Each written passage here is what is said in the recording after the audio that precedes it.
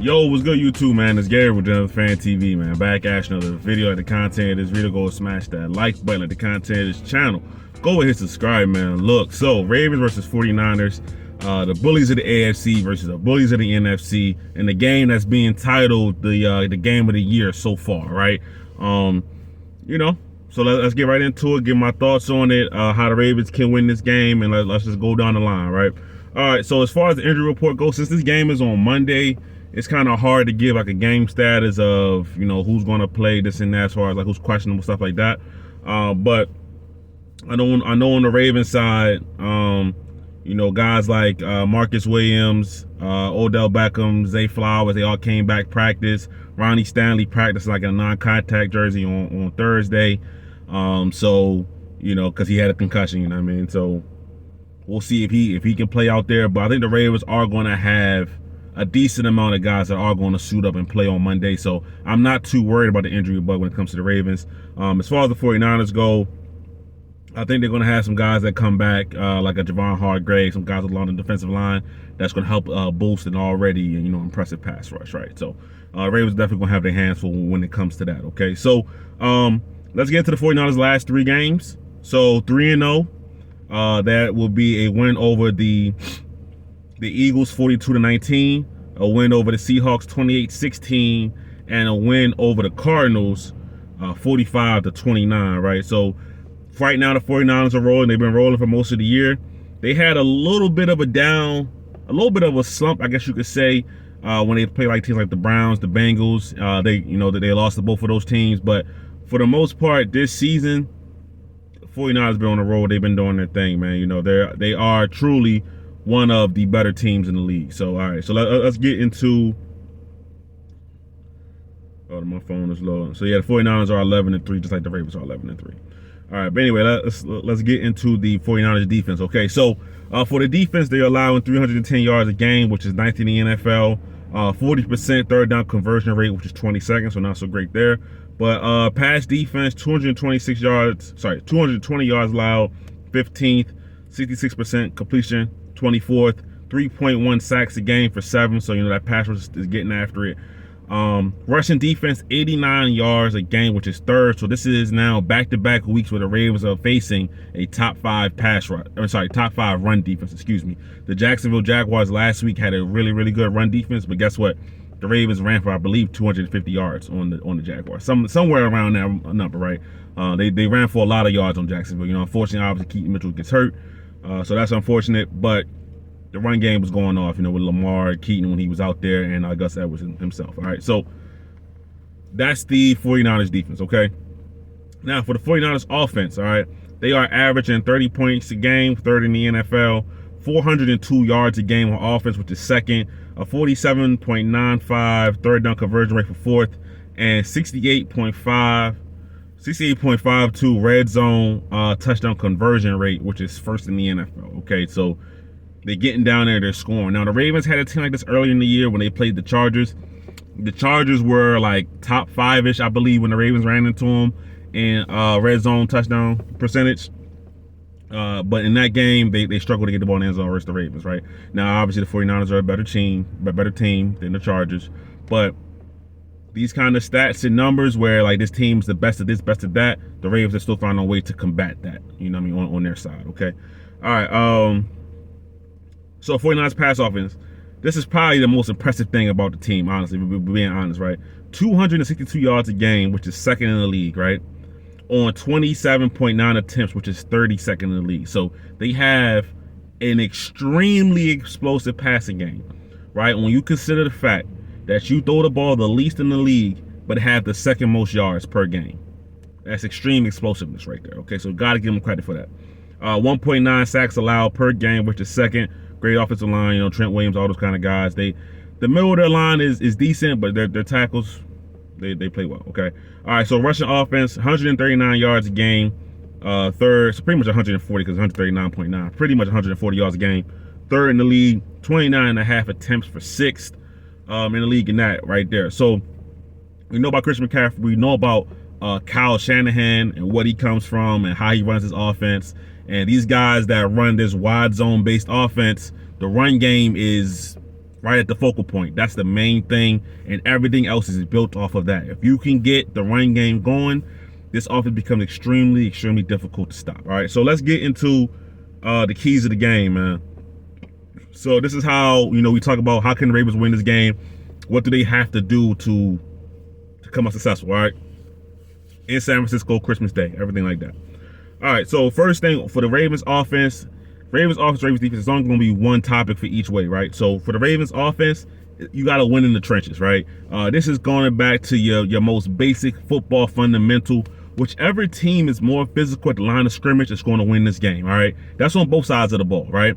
But we will talk about the Ravens offense. If the Ravens can get their run game going downhill, powerful, because this 49ers pass rush is really good, right? Now, I just talked about their run defense being third in the league, right? You can say the same thing about Jacksonville. Once again, the 49ers are a better team than Jacksonville. But you can say the same thing about Jacksonville. They had a top 5 rushing defense. That did not stop the Ravens from running the ball right at them, all right? Now, a lot of that, some of that has to do with Lamar Jackson scrambles. He had like 97 yards on scrambles, stuff like that. Some design runs in there as well.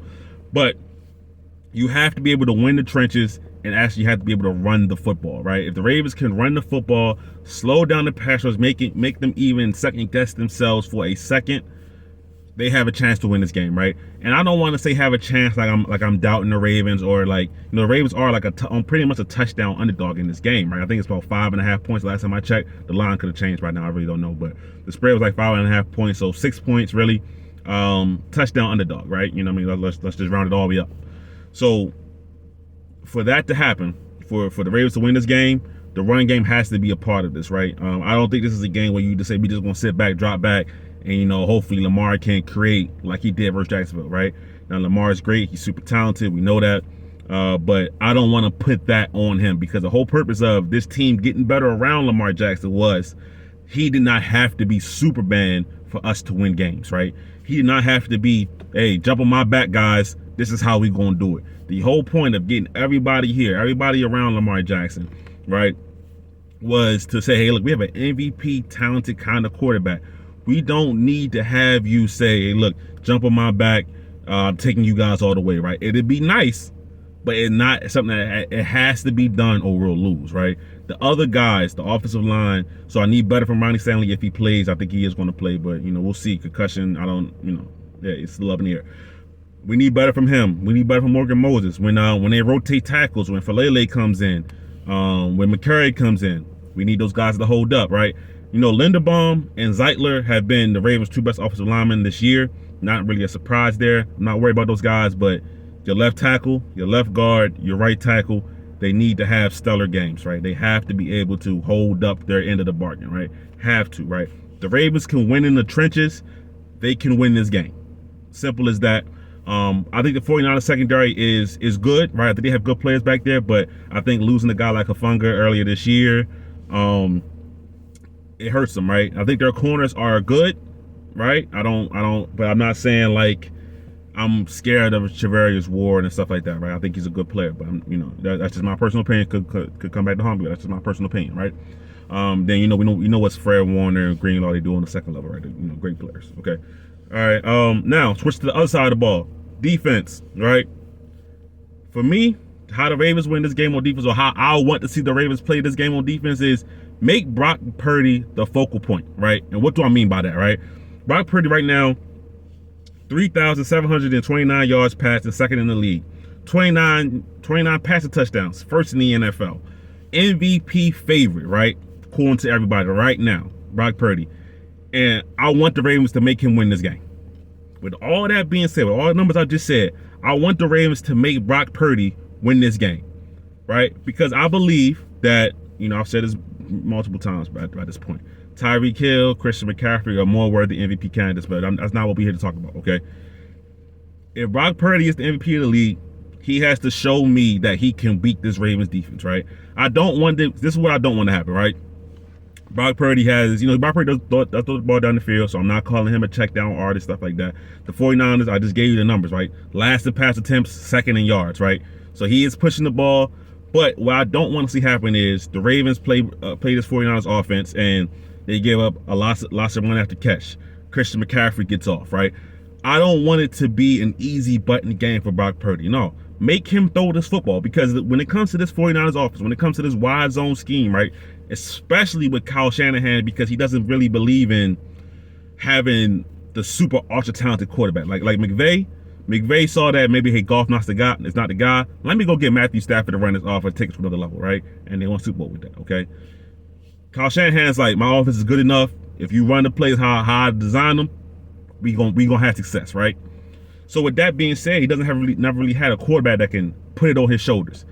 I need the Ravens to make Brock Purdy put it on his shoulders this game, all right?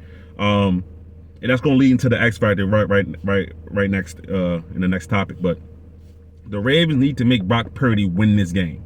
Simple as that. If it comes down to, hey, Brock Purdy made some great throws, Brock Purdy was doing this and that, and the Ravens lost because of that, I can accept that, because it wasn't Deebo Samuel took a 5-yard slant, ran it 80 yards, Brandon Ayuk caught a 20-yard pass, ran another 50 yards, Christian McCaffrey got loose, took a swing route, took it to the house. That's the kind of place I don't want to see. That's what I don't want to see from this 49ers offense, okay? So let's lead right into the X factors. Tackling. You must eliminate yards after the catch. Simple as that. The 49ers live off of yards after the catch. They have probably, I haven't looked at the stats, but I'm sure that if there was I'm sure there's a yards after the catch graphic, right? I should look it up, but I'm sure the 49ers are very, very high in that graphic, okay? When you got guys like George Kittle, who I haven't even mentioned yet, but George Kittle, Deebo Samuel, Brandon Ayuk, Christian McCaffrey in the backfield. These guys are people who excel with the ball in their hands, right? So this is a game where the Ravens must be able to tackle efficiently and effectively, right? So this year, so let's back up. In years past, I've had issue with the way the Ravens have tackled, right? This year, they've tackled really well. Outside of, what game was it? I think it was the Browns game in Baltimore, right? When Deshaun Watson was running all crazy, Njoku, all of that. Outside of that game where the tackling was really, really poor, the Ravens have tackled pretty well this entire year, right? So I need to see that. When these guys, they're going to get their plays off. You're not going to shut down this 49ers offense, right? But when these guys get off and get their plays, right? Say Deebo catches a pass 15 yards down the field. I need him to be tackled right there. Okay? That's the kind of plays you can't let these guys get going, right? When I watched the 49ers play the Eagles, okay?